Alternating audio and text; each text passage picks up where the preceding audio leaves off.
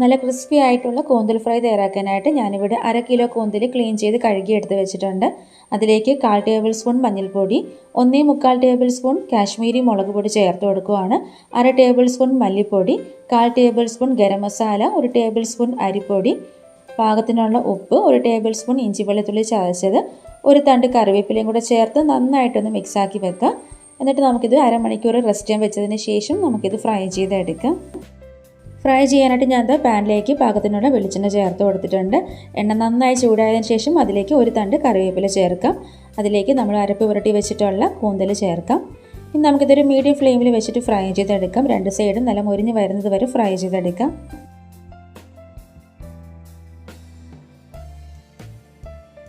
അപ്പോൾ 2 സൈഡും നന്നായിട്ട് ഫ്രൈ ആയിട്ടുണ്ട്. ഇനി നമുക്കിത് എണ്ണയിൽ നിന്ന് കോരി മാറ്റാം. അപ്പോൾ നമ്മുടെ നല്ല ടേസ്റ്റി ആയിട്ടുള്ള കൂന്തൽ ഫ്രൈ റെഡി ആയിട്ടുണ്ട്. ഇഷ്ടപ്പെട്ടാൽ ലൈക്ക് ചെയ്ത് ചാനൽ സബ്സ്ക്രൈബ് ചെയ്യാൻ മറക്കരുത് കേട്ടോ.